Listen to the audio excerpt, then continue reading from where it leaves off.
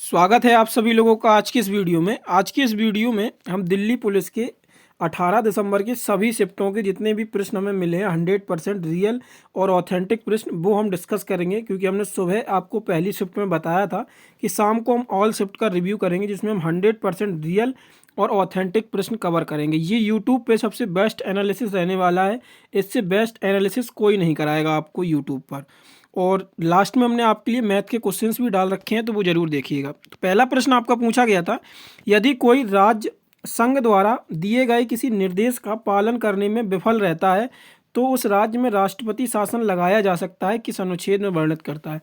तो देखिए, जो अनुच्छेद 365 होता है उसमें कहा गया है कि अगर जो केंद्र के द्वारा, संघ ऐसे केंद्र को समझिए, केंद्र के द्वारा कोई आदेश दिया जाता है और राज्य उसको इम्प्लीमेंट करने में या उसकी अवहेलना कर देता है, तो वहाँ पे अनुच्छेद 365 के तहत राष्ट्रपति शासन लगाया जा सकता है। चलिए अब हम इसकी डिटेल समझते हैं।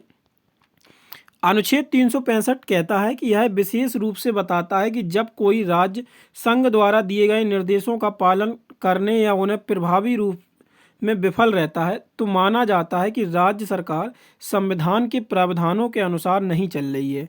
और इसी के हिसाब से फिर आर्टिकल जो 356 होता है, जो राष्ट्रपति शासन के बारे में बताता है, तो ये आर्टिकल जो 356 है ये बताता है जब राज्य में संवैधानिक तंत्र विफल हो जाए तो इस अनुच्छेद के तहत राष्ट्रपति शासन लगा दिया जाएगा। इसका 356 और 365 का ये संबंध समझिए। 365 का उल्लंघन होने के तहत, देखो, अगर राज्य 365 का उल्लंघन कर दे तो अनुच्छेद 356 के तहत राष्ट्रपति शासन लगाने का आधार फिर बनता है। तो इसको आप ऐसे समझ लीजिए सीधी लैंग्वेज में, 365 का उल्लंघन तो 356 स्वतः राष्ट्रपति उसको लागू कर देता है। आगे चलिए, आगे चलते हैं। किस संशोधन में मतदान की आयु, ये तो बहुत ही सरल प्रश्न पूछा गया था आज। किस, मतलब ऐसा नहीं है कि एवरेज जीएस एकदम हार्ड पूछी जा रही हो, एवरेज भी पूछी जा रही है, मीडियम भी। वो हम लास्ट में पैटर्न एनालिसिस करेंगे क्या कैसा रहा, और कंप्यूटर के भी हम टॉपिक बताएंगे आपको, वो लास्ट में देखते हैं उनको। तो आयु 21 वर्ष से घटाकर 18 वर्ष कर दी गई। तो ये जो 21 वर्ष से आयु 18 वर्ष वोट देने की आयु कर दी गई थी, तो 61वें संविधान संशोधन 1988 के तहत ये आयु 21 से 18 कर दी गई थी। इसमें अगर हम बात करें तो 28 मार्च 1989 से ये प्रभावी रूप से लागू हुआ और यह संशोधन भारतीय संविधान के अनुच्छेद 326 को संशोधित करता है। ये भी याद रखिएगा कि 28 मार्च 1989 और अनुच्छेद 326 में इसका संशोधन होता है। आगे चलते हैं, आगे चलें उससे पहले बता दें कि करंट अफेयर का दिल्ली पुलिस में आज बोलबाला रहा है, यानी कि 20-20 प्रश्न और 23-23 प्रश्न भी पूछे गए हैं शिफ्ट में। सेकंड शिफ्ट में तो 21 प्रश्न करंट अफेयर के पूछे गए हैं। ये मैं अपने तरफ से कोई डाटा नहीं दे रहा हूँ, ये बस जिन बच्चों का एग्जाम था उनसे जो मैंने बात की उनके हिसाब से मैं बता रहा हूँ। और यहाँ पे हम अपने तरफ से भी कोई क्वेश्चन नहीं डालते हैं, जो बच्चे प्रश्न बताते हैं वही डालते हैं। तो करंट अफेयर के लिए आगे आने वाले शिफ्टों में करंट अफेयर का वेटेज आप मान के चलिए 15 से 20 क्वेश्चन के बीच में जरूर रहेगा। तो इसके लिए क्या सॉल्यूशन है कि आप हमारी ई बुक खरीद सकते हैं अगर आपका करंट अफेयर वीक पॉइंट है, जिससे आप अच्छे से एग्जाम में स्कोर कर पाएँ। मंथली वाइज करंट अफेयर दिया गया है, इंपॉर्टेंट टॉपिक्स जो आज पूछे गए हैं वो सारे कवर कर रखे हैं हमने। साथ में आपको एमसीक्यू प्रैक्टिस सेट भी मिल जाता है प्रैक्टिस के लिए, तो अभी जाके परचेज कर सकते हैं आप लोग। डिस्क्रिप्शन में इसका लिंक दिया गया है। प्राइस भी इसका कोई ज़्यादा नहीं है, नॉमिनल प्राइस रखा हुआ है, मात्र 39 रुपये में पूरे साल का करंट अफेयर जो आपके दिल्ली पुलिस एग्ज़ाम्स के लिए टारगेटेड है, तो इसे आप परचेज कर लीजिएगा। चलिए आगे चलते हैं। भारतीय संविधान में मौलिक अधिकार के निलंबन की अवधारणा किस देश से ली गई।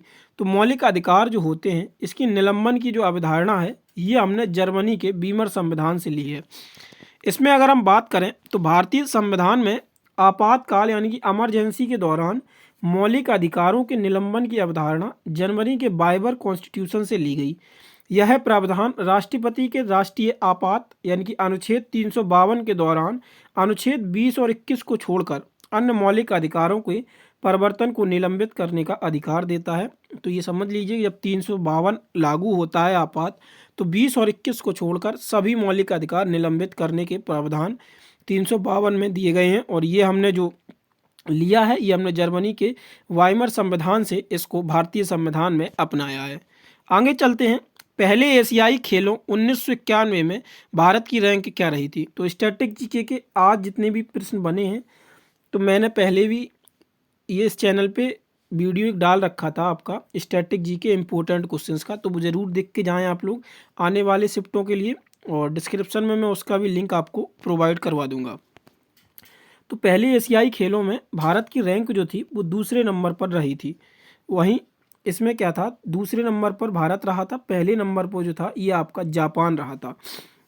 भारत की हम बात करें तो भारत ने कुल 51 पदक जीते। पदक में 15 भारत ने स्वर्ण जीते, 16 रजत जीते और इसके साथ 20 कांस्य पदक जीते। और पहले एशियाई गेम नई दिल्ली भारत में आयोजित की गई। जापान ने टॉप किया, जिसमें जापान ने टोटल 60 पदक जीते और 24 स्वर्ण जीते थे। ये इंपॉर्टेंट डाटा है, तो आपको याद रखना है। आगे चलते हैं। तो अगला प्रश्न है आपका कि इंटरनेशनल एसोसिएशन ऑफ एथलेटिक्स यानी कि जो IIF है की स्थापना कहाँ की गई थी? तो स्टॉकहोम स्वीडन में इसकी स्थापना की गई थी। और स्थापना इसकी कब की गई थी? तो 17 जुलाई 1912 को इसकी स्थापना की गई थी। आप देख रहे होंगे कि डिटेल आपको इसमें भरपूर कराया जा रहा है। तो डिटेल का एक ही उद्देश्य है कि आने वाले शिफ्टों में आपको जो एनालिसिस है उसका फ़ायदा हो सके और ज़्यादा से ज़्यादा प्रश्न, संभावित जो प्रश्न है ये डिटेल ही संभावित होती है। आने वाले शिफ्टों में यहाँ से आपको प्रश्न जरूर देखने को मिलेंगे। जैसा कि मैंने बताया कि इससे बेस्ट एनालिसिस आपको यूट्यूब पे नहीं मिलने वाला है, ये बेस्ट वे है एनालिसिस का। तो इसकी अगर हम बात करें तो इंटरनेशनल एमेच्योर एथलेटिक्स फेडरेशन है, इसका ये पहले नाम हुआ करता था, जिसमें वर्तमान में अभी ये IIF यानी कि विश्व एथलेटिक्स एसोसिएशन इसको कर दिया गया है। तो वर्तमान में यह मोनाको में स्थित है, जिसे 1993 में स्थानांतरित किया गया था। जो स्वीडन स्टॉकहोम में पहले ये था, जो 17 जुलाई 1912 को जब इसकी स्थापना हुई, लेकिन वर्तमान में ये आपका मोनाको में स्थित है। 1912 के बाद इसको 1993 में मोनाको में स्थानांतरित कर दिया गया था और इसका नाम भी बदला गया। 2019 में विश्व एथलेटिक्स कर दिया गया इसका नाम। आगे चलते हैं कि अब तक के सबसे अधिक ओलंपिक स्वर्ण पदक किसने जीते? तो आपको पता ही होगा कि माइकल फिलिप्स के द्वारा अब तक के सबसे अधिक ओलंपिक पदक जीते गए। टोटल इन्होंने 23 गोल्ड मेडल जीते और 28 टोटल पदक थे, यानी कि गोल्ड मेडलों की संख्या इनकी 33 थी। अगर हम विशेष रिकॉर्ड की बात करें तो 2008 के बीजिंग खेलों में एक ही ओलंपिक में 8 स्वर्ण पदक जीतने का रिकॉर्ड व्यक्तिगत स्पर्धा में सबसे अधिक ओलंपिक स्वर्ण पदक तो 13 जीते हैं, लेकिन माइकल फिलिप्स के रिकॉर्ड के बराबर कोई नहीं जा पाया है। तो उसका राइट आंसर था माइकल फिलिप्स। 23 गोल्ड जीते थे, टोटल 28 पदक जीते थे इन्होंने। आगे चलते हैं। फुटबॉल खेल में गेंद को कौन से बॉडी पार्ट से टच स्पर्श करने के नियम के अनुसार मना है? तो इसकी अगर हम बात करें, फुटबॉल में गोलकीपर को छोड़कर अन्य सभी खिलाड़ियों के लिए हाथों और भुजाओं, आर्म से गेंद छूने के नियम मना है। ठीक है, हैंडबॉल ये छूना मना है। कंधे शोल्डर के नीचे के हिस्से से शामिल है। देखो, हाथों और भुजाओं से छूने के लिए मना है और कंधे के नीचे यानी कि शोल्डर के नीचे के हिस्से से इसमें छूना शामिल होता है। जबकि कंधा हाथ का हिस्सा नहीं माना गया है। यह नियम जानबूझकर छूने पर सख्ती से लागू होता है। तो ये आपका था। आगे चलते हैं। 2016 के ग्रीष्म ओलंपिक में भारत ने कुल कितने पदक जीते? तो 2 पदक भारत ने 2016 के ग्रीष्म ओलंपिक में जीते थे। रजत पदक 1 जीता था, PV सिंधु के द्वारा बैडमिंटन में जीता गया था। कांस्य पदक भी 1 जीता गया था, टोटल 2 जीते गए थे मेडल। दूसरा कांस्य पदक साक्षी मलिक के द्वारा कुश्ती में जीता गया था। चलिए आगे चलते हैं कि महिलाओं की भाला प्रतियोगिता को ओलंपिक कार्यक्रम किस वर्ष जोड़ा गया था? मतलब ओलंपिक कार्यक्रम में किस वर्ष जोड़ा गया था? तो महिलाओं की जो भाला फेंक यानी कि जेवलिन थ्रो प्रतियोगिता को आधिकारिक तौर पर 1932 के लॉस एंजल्स ओलंपिक कार्यक्रम में पहली बार शामिल किया गया था। यह ओलंपिक इतिहास में महिलाओं की दूसरी थ्रोइंग स्पर्धा थी। मतलब एक तो डिस्क थ्रोइंग पहले जोड़ लिया गया था, इसके बाद जेवलिन थ्रो जो था वो दूसरा थ्रोइंग प्रतियोगिता, ये जो थ्रोइंग प्रतियोगिता में इसका दूसरा स्थान था महिलाओं को, जिसकी इसकी एंट्री मिली 1932 में जेवलिन थ्रो की। आगे चलते हैं। तो ग्रीष्म ओलंपिक में भारत ने कितने पदकों के साथ अपनी उच्चतम पदक संख्या प्राप्त की? तो ये 7 पदक थे ग्रीष्म ओलंपिक में, और ये सबसे अधिक मतलब अब तक की सबसे टॉप टेबल थी ये। ग्रीष्म ओलंपिक में भारत ने कितने जीते? 7, जिसमें 1 स्वर्ण, 2 रजत, 4 कांस्य जीते थे। तो अगर हम विजेताओं की बात करें, आगे हो सकता है ये पूछे जाएं और ज़रूर मतलब 100% पॉसिबिलिटी है कि इनसे बने। इनसे ना बने तो इनके नाम और इनका स्पोर्ट्स तो बहुत ही इम्पोर्टेंट होता है। तो इसमें हम देखते हैं, पहला नाम आता है आपका नीरज चोपड़ा ने स्वर्ण जीता भाला फेंक प्रतियोगिता में। मीराबाई चानू ने रजत जीता भारोत्तोलन प्रतियोगिता में। रवि कुमार दहिया रजत पदक जीता कुश्ती में। पीवी सिंधु ने कांस्य जीता बैडमिंटन में। आगे चलते हैं, लवलीना बोरगोहेन ने कांस्य जीता मुक्केबाजी में। पुरुष हॉकी टीम ने कांस्य जीता। बजरंग पुनिया ने कांस्य जीता कुश्ती में। टोटल ये 7 पदक जीते गए थे, जिसमें 1 स्वर्ण वो भी किसने जीता, आपका नीरज चोपड़ा ने जेवलिन थ्रो में। आगे चलते हैं, यूसीसी क्या है। तो यूसीसी का मतलब सामान्य नागरिक संहिताएं, यानी कि यूनिफॉर्म सिविल कोड होता है। एक ऐसा कानून जो भारत के सभी नागरिक धर्म, जाति या समुदाय से ऊपर उठकर के लिए शादी, तलाक, गोद लेने, विरासत और संपत्ति जैसे व्यक्तिगत मामलों में एक समान नियम लागू करता है। और ये यूसीसी लागू करने वाला पहला राज्य जो बना था, ये आपका उत्तराखंड बना था। ये भी आपको करंट अफेयर के पॉइंट ऑफ व्यू से याद रखना है। चलिए आगे चलते हैं। यूसीसी का अगर हम देखें, समान नागरिक संहिता का उल्लेख भारतीय संविधान में दिया गया है। अनुच्छेद 44 के तहत अनुच्छेद और ये जो है भाग 4 के राज्य के जो नीति निर्देशक सिद्धांत होते हैं, यानी कि DPSP directive principle of state policy, जो कि हमने किससे लिए हैं, आयरलैंड से ये हमने लिए हैं, उसके अनुच्छेद 44 में समान नागरिक संहिता के बारे में जिक्र दिया गया है। चलिए आगे चलते हैं। निम्नलिखित में से कौन सा संघवाद की विशेषता नहीं है। तो ये देखिए, स्टेटमेंट बेस्ड प्रश्न पूछा गया था, तो एक यानी कि 4 ऑप्शंस मिलते हैं आप लोगों को, उनमें से एक गलत यहाँ पे था, बाकी 3 ऑप्शन सही थे। तो संघवाद की विशेषता पूछा गया था, तो उसमें ऑप्शंस तो पता नहीं थे, लॉन्ग होते हैं, लेकिन मैं आपको यहाँ पे संघवाद की विशेषता का जिक्र बताता हूँ। तो संघवाद की विशेषताओं में से ये आपके पास 6 विशेषताएं दी गई हैं, जो क्या है, संघवाद की विशेषताएं होती हैं। सॉरी, मैं इसको इधर साइड से कर देता हूँ, इधर बीच में ठीक लगता है। पहली विशेषता क्या होती है, 2 या अधिक स्तर की सरकारें होती हैं। तो भारत में पहले से ही 2 या अधिक स्तर की सरकारें हैं। लोकसभा भी है और राज्यसभा भी है। राज्यसभा को हम अपर हाउस और लोकसभा को लोअर हाउस कहते हैं। क्षेत्राधिकार का विभाजन है। संवैधानिक प्रत्याभूति होती है। संविधान में परिवर्तन, तो देखते ही हैं संशोधन होते ही रहते हैं भारतीय संविधान में, क्योंकि समय की मांग जो होती है, देखो पहले जो संविधान बनाया गया था उस हिसाब से उस समय की मांग थी, लेकिन मूलभूत चीज़ें वही रहती हैं संविधान में, उनमें कुछ नई चीज़ें अब के समय के हिसाब से जोड़ी जाती हैं। न्यायालय की भूमिका, तो भारत में भी न्यायालय की भूमिका है। और वित्तीय स्वायत्तता, ये आपको संघवाद की विशेषताओं में से देखने को मिलेंगी। संघवाद का सबसे बढ़िया एग्जाम्पल भारत ही आता है संघवाद में। ठीक है, आगे चलते हैं। आगे आता है कि निम्नलिखित में से कौन सी राष्ट्रपति की शक्ति नहीं है। तो देखिए, राष्ट्रपति की शक्ति वहाँ पूछा गया था, तो इसमें हम यहाँ पे बात कर लेते हैं, जो भी इसकी डिटेल बन सकती है। स्टेटमेंट बेस्ड प्रश्न था, लेकिन हम इसकी डिटेल डिस्कस करेंगे तो ये आपको प्रश्न समझ में आ जाएगा। तो भारत के राष्ट्रपति की मुख्य शक्तियों में से राज्य के मुख्यमंत्री की नियुक्ति करना, उच्चतम न्यायालय के न्यायाधीशों को स्वयं हटाना संसद की सिफारिश के बिना, या संसद में धन विधेयक को पुनर्विचार के लिए लौटाना शामिल नहीं है। देखो ये, और ये शक्तियां राज्यपाल, सर्वोच्च न्यायालय या केवल संसद के पास होती हैं। ये प्रश्न क्यों बना कि अभी आपने देखा होगा कि तेलंगाना और केंद्र के बीच में कुछ चल रहा था, एक शायद से लैंग्वेज का कोई विधेयक आया था, मैं उसको एग्जैक्ट रिकॉल नहीं कर पा रहा हूँ। तो वो राज्य का जो राज्यपाल होता है उसके द्वारा भेजा गया था पास के लिए, तो वो उन्होंने रखे रहे, जो वहाँ के राज्यपाल थे तेलंगाना सरकार के, तो उन्होंने अपने पास रख लिया। इसके बाद फिर वो वापस भेज दिया गया, फिर सरकार ने भेजा, तो उन्होंने सीधा राष्ट्रपति के पास भेज दिया और राष्ट्रपति ने भी उस पर कोई विचार नहीं किया। तो उस समय से ये आपका राष्ट्रपति की शक्ति नहीं, और फिर उसने सुप्रीम कोर्ट ने भी इंटरफेयर किया, फिर राष्ट्रपति के द्वारा भी बयान दिए गए, मतलब कि राष्ट्रपति के ऊपर भी सुप्रीम कोर्ट हो सकता है। तो ऐसी बहस छिड़ी रही उस समय, और उसी से ये आपका प्रश्न निकल के आता है। फिर उसमें टाइमलाइन भी दी गई और ये चर्चा का विषय बना रहा था। आगे चलते हैं, लोकसभा की बैठकों की अध्यक्षता कौन करता है। तो ये लोकसभा का अध्यक्ष जो है लोकसभा की बैठकों की अध्यक्षता करता है। शायद से इसमें संयुक्त बैठक पूछा होगा, जिसमें संयुक्त बैठक की अगर हम बात करें तो अनुच्छेद 108 के तहत संयुक्त बैठक का जिक्र होता है, जो हमने ऑस्ट्रेलिया से लिया है। संयुक्त बैठक यानी कि ज्वाइंट सिटिंग, ये हमने ऑस्ट्रेलिया के संविधान से लिया हुआ है। आर्टिकल 108 भारतीय संविधान में जिक्र है इसका।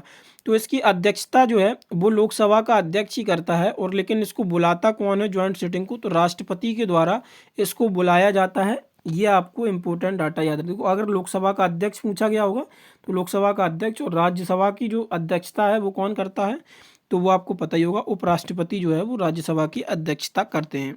आगे चलते हैं।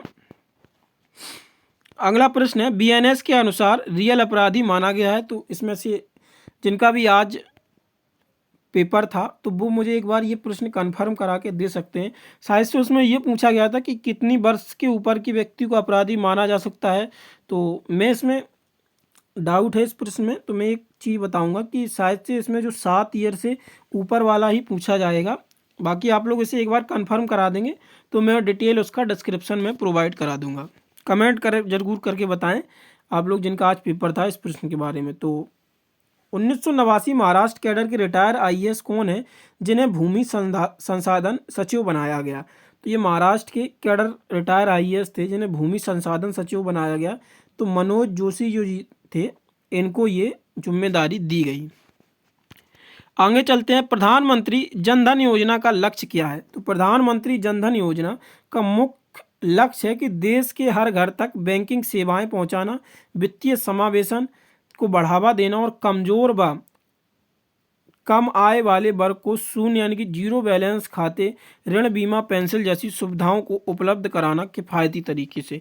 तो प्रधानमंत्री जन धन योजना, ये आपको पता ही होगी, ये जीरो बैलेंसिंग अकाउंट खोले गए थे, जिससे जो है फिर एक सामान्य व्यक्ति को भी बैंकिंग सुविधाओं का लाभ कैसे पहुंचाया जाए, इस योजना का मुख्य उद्देश्य यही था। आगे देखते हैं, प्रधानमंत्री किसान में वित्तीय सहायता कैसे मिलती है। देखो, प्रधानमंत्री जो अभी आपकी सम्मान निधि स्कीम चलती है, प्रधानमंत्री सम्मान निधि स्कीम, इसमें क्या है 2 महीने 3 किस्तें, मतलब 2-2 हज़ार की 3 किस्तें, यानी कि 6,000 रुपये प्रति वर्ष यहाँ पे दिए जाते हैं। और ये इसमें पूछा गया था कि कैसे सहायता दी जाती है, तो उसमें पेमेंट मेथड दिए गए थे। तो डीबीटी के थ्रू यानी कि डायरेक्ट बेनिफिट ट्रांसफ़र के थ्रू ये आपका जो वहाँ पे केसीसी करके होता है, मतलब किसान की जो किसान रजिस्ट्री होती है, उससे किसान का आधार कार्ड लिंकअप होता है, और आधार कार्ड के लिंकअप से ही जो भी बैंक अकाउंट आधार कार्ड से सीडिंग होते हैं, जिनके पास भूमि होती है, सीमांत या छोटे किसान जो होते हैं, उनके डायरेक्ट अकाउंट में उसी आधार सीडिंग से पैसा भेजा जाता है। उसको हम डीबीटी स्कीम यानी कि डायरेक्ट बेनिफिट ट्रांसफ़र स्कीम के नाम से भी जानते हैं। तो इसमें दिया गया था कि पात्र भूमिधारक छोटे और सीमांत किसानों को ये दिए जाते हैं 6,000 रुपये प्रति वर्ष। आगे देखते हैं, उत्तर प्रदेश दिवस समारोह में उपराष्ट्रपति के साथ राज्यपाल कौन थे। तो उत्तर प्रदेश समारोह में तो उत्तर प्रदेश के राज्यपाल जो हैं वो आनंदीबेन पटेल जी हैं, तो वही उपराष्ट्रपति जी के साथ यहाँ पे थी। और मुख्यमंत्री वर्तमान समय में कौन है, तो योगी आदित्यनाथ जी यहाँ के मुख्यमंत्री हैं। आगे आता है, स्वयं सहायता समूह महिलाओं की आत्मनिर्भरता को बढ़ाने के लिए कौन सी योजना लॉन्च की है। तो स्वयं सहायता समूह ने, तो ये कौन सी योजना शुरू की गई है, तो लखपति दीदी योजना की शुरुआत यहाँ पे स्वयं सहायता समूह में महिलाओं की आत्मनिर्भरता बढ़ाने के लिए की गई है। 1 से 5 लाख तक का लोन इनको मुहैया कराया जाता है। नमस्ते योजना के अंतर्गत सुरक्षा किट किस मंत्री द्वारा वितरित की गई। तो वीरेंद्र कुमार जी जो थे, इनको नमस्ते योजना के अंतर्गत सुरक्षा किट प्रदान की गई, मतलब इनके द्वारा प्रदान की गई नमस्ते योजना के अंतर्गत सुरक्षा किट। प्रथम अंतरिक्ष मिशन वैज्ञानिक के जनक कौन थे। तो डॉक्टर विक्रम भाई साराभाई जो हैं भारतीय अंतरिक्ष कार्यक्रम के जनक माने जाते हैं, जिन्होंने 1969 में इसरो की स्थापना की। इसरो यानी कि इंडियन स्पेस रिसर्च ऑर्गेनाइजेशन की स्थापना की और भारत में अंतरिक्ष अनुसंधान की शुरुआत की। वे एक दूरदर्शी वैज्ञानिक थे और संस्थान निर्माता थे, जिन्होंने भारत की अंतरिक्ष विज्ञान के क्षेत्र में स्थापित किया गया। आगे चलते हैं। आगे चलें तो स्टैटिक जीके के लिए परेशान मत होइए। यहाँ पे मैंने स्टैटिक जीके का वो पहले ही बता दिया। जो आपका पहला दिल्ली पुलिस यानी कि पिछला दिल्ली पुलिस एग्जाम हुआ था उसमें हमारी स्टैटिक जीके की बुक लॉन्च ही हुई थी, तब भी इससे बहुत ही बेहतरीन रिव्यू आए थे।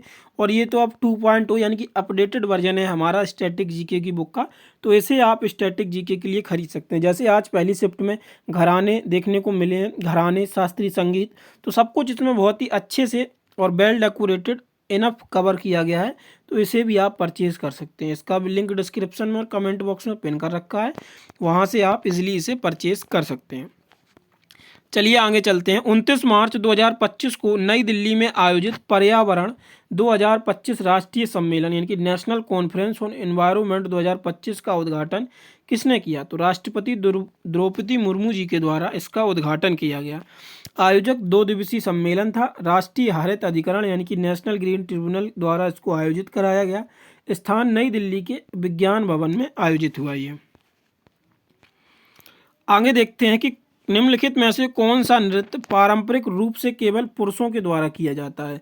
तो पुरुषों के द्वारा कई नृत्य हैं जो किए जाते हैं। वहाँ पे आपका कथकली ही पूछा गया था ऑप्शन में, तो कथकली जो कि केरल का शास्त्रीय नृत्य है और ये आपका राइट आंसर था। उसमें और भी अन्य नृत्य हैं जो किए जाते हैं। छऊ भी होता है, डमहल होता है, कच्छी होता है, पूर्णी तांडव। यहाँ इससे आपको मतलब ये नृत्य होते हैं, देख लीजिए अगर इनसे पूछा जाए, लेकिन जो मेन आपको देखना था वो आपका कथकली केरल से संबंधित होता है। कथकली ही इसका राइट आंसर था।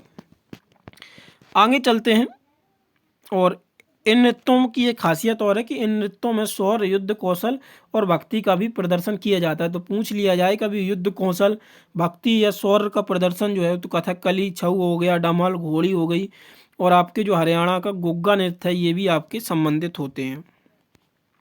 प्रथम पंचवर्षीय योजना 1951-56 का मुख्य उद्देश्य निम्नलिखित में से क्या था?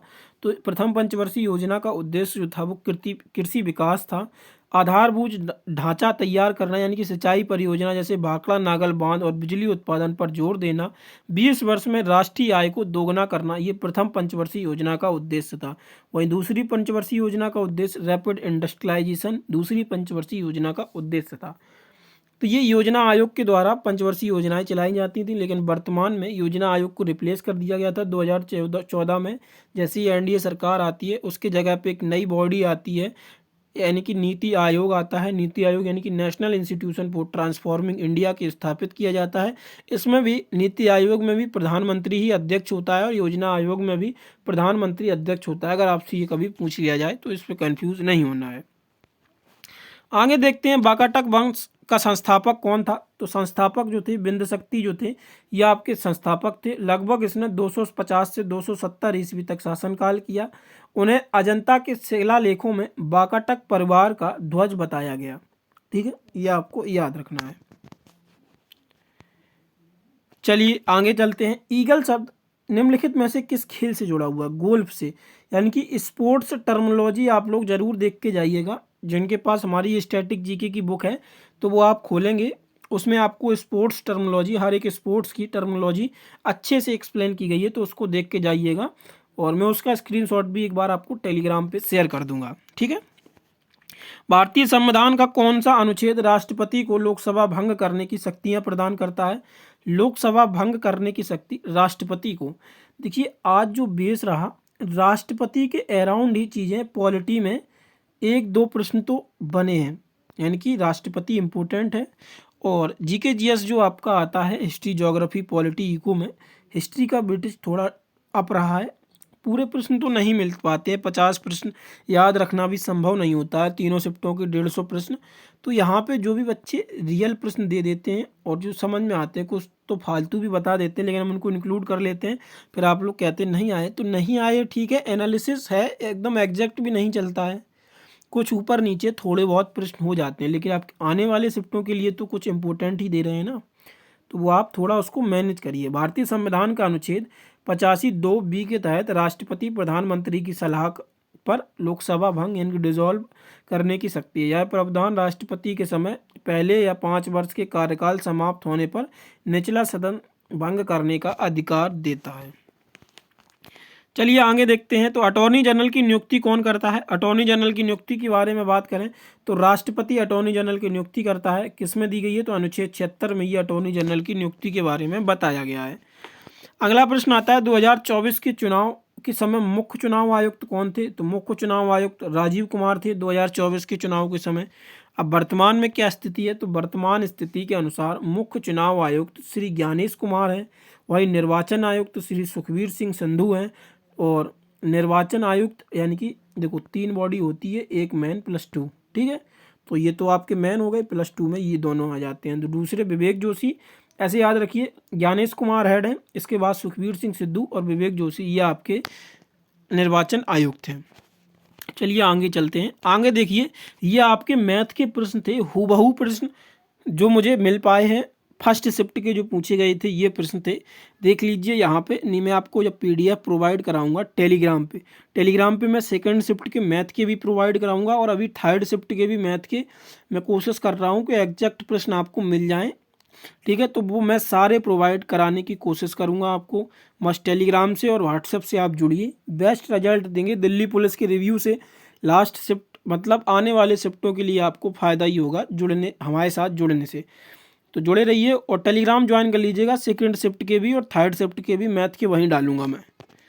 तो ये आपके प्रश्न थे, देख लीजिए। दूसरा पूछा गया था कि 60 किलोग्राम वस्तु बेचने पर 20 रुपये प्रति किलोग्राम के विक्रय मूल्य यानी कि हानि प्रतिशत पूछा गया था, और यहाँ पे शुद्ध नेट परिवर्तन प्रतिशत पूछा गया था। और CPSP से भी प्रश्न था जो छूट से संबंधित बताया गया था। किसी धन, यह आपका साधारण ब्याज से पूछा गया था, कुल ब्याज और मूलधन ज्ञात करना था इसमें। और ये वर्गमूल पूछा गया था, 7 + 2 स्क्वायर अपॉन 12 का वर्गमूल क्या होगा। इसमें आगे बात करें, यह आपका समय और कार्य से प्रश्न पूछा गया था। ABC कार्य क्रमांक 6-8 दिन में करते हैं, तो तीनों मिलकर कितने, तो पता ही होगा आप लोगों को। ABC यहाँ पे तीनों का LCM आएगा, जो एफिशिएंसी आएगी टोटल वर्क से उसे डिवाइड कर देंगे तो वो टोटल डे हमें प्राप्त हो जाएंगे, तीनों कितने दिन में कार्य कर सकते हैं। दूसरा भी आपका ऐसे ही पूछा गया था, A + B मिलकर 18 दिन में करते हैं, वहीं A अकेला 30 दिनों में। तो A + B और A अकेला 18 और 30 की एफिशिएंसी निकालेंगे, जो भी आएगी। यहाँ टोटल A + B की मिली है तो एक यहाँ रखेंगे तो B की भी प्राप्त हो जाएगी। B की जो एफिशिएंसी निकलेगी टोटल वर्क से हम डिवाइड कर देंगे तो हमें B का कार्य जो है वो पता चल जाएगा। आगे देखते हैं, एक ट्रेन और दिशा, हाँ बोट एंड स्ट्रीम के प्रश्न क्या है, सॉरी बोट एंड स्ट्रीम के प्रश्न बन रहे हैं, अच्छे से देख के जाइएगा। बोट एंड स्ट्रीम के प्रश्न से घबराना नहीं है, जो कॉन्सेप्ट आपने पढ़े हैं वही कॉन्सेप्ट से बन रहे हैं, बस थोड़ा ऑप्शन एलिमिनेशन का भी गेम खेल लीजिएगा वहाँ पे। और अगर नहीं भी बनता तो ज़्यादा हड़बड़ाना नहीं है, बाकी आप 13 से 14 प्रश्न आसानी से अटैम्प्ट करके आएंगे और सही हो जाएंगे मैथ में एक्यूरेसी।